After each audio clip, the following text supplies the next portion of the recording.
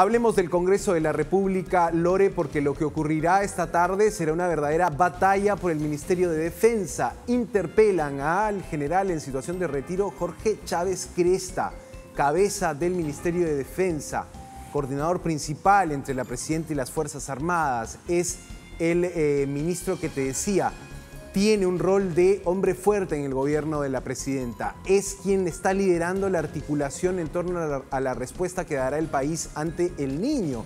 Pero desde el Congreso están interpelándolo por la muerte de los 4 militares que fueron asesinados en el Braem en un atentado narcoterrorista, ¿no? De eso tratará la interpelación, Lore.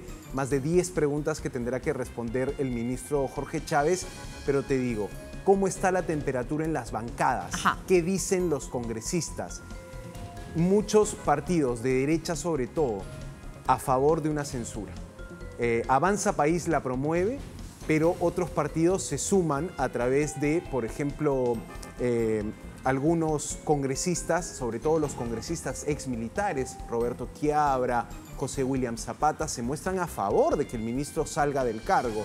Vamos a escuchar lo que dijo Patricia Chirinos, que también confirmó el ánimo de censura que hay para que este ministro deje el cargo. Así lo dijo la legisladora Chirinos. Debería ser el camino a la censura y con esto no es ningún adelanto de opinión, ya lo he dicho en varias oportunidades. Espero que los congresistas no se dejen llevar por los intentos de negociados que está haciendo el señor Chávez mediante sus coordinadores parlamentarios. Creo que la presidenta tiene muchos buenos deseos, pero no veo que haya un plan para de verdad combatir el narcoterrorismo. Y esa es una de las principales falencias de este gobierno y de ese ministro. Por eso es que yo creo que no debería seguir en esa cartera tan importante.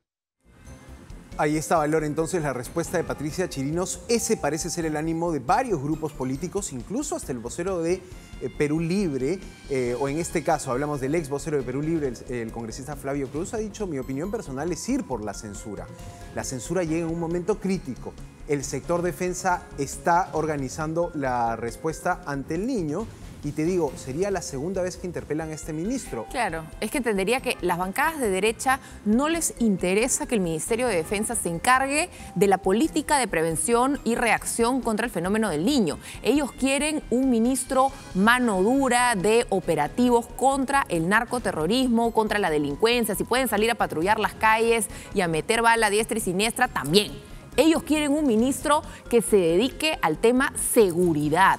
Ellos no ven el Ministerio de Defensa como un ente de respuesta al niño. Por eso, más allá de lo que para lo que esté abocado Jorge Chávez Cresta, no es para lo que lo quieren. Y por otro lado, probablemente las bancadas de izquierda se le sumen, no porque estén de acuerdo con la política de mano dura, sino porque más bien cuestionan la mano dura de las Fuerzas Armadas durante las protestas y terminen castigando así a Jorge Chávez.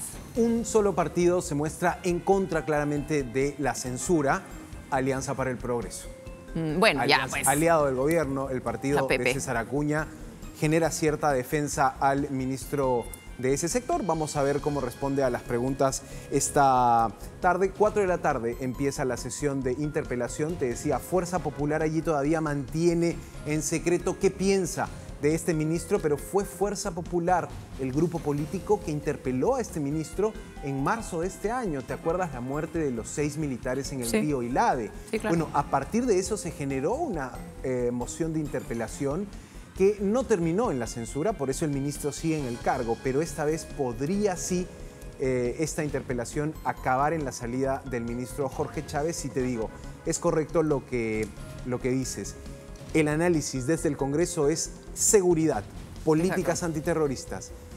La prioridad de defensa en este momento es gestión, riesgo, prevención ante desastres. Es una situación de miradas.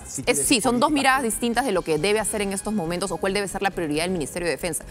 ¿Cuál será la correcta? Al final del día nos daremos cuenta. De repente llega el fenómeno del niño y no hicieron ni michi, entonces se desperdició o se quitaron recursos, porque lo que es cierto es que la situación en el BRAEM es crítica. Hay incluso hoy la situación de ese enfermero que no sabemos concretamente quién lo secuestró, pero alguien lo ha secuestrado, podrían ser narcoterroristas, no hay una respuesta oficial por parte del Estado, es un civil, pero necesitamos también información de lo que está sucediendo en esta zona.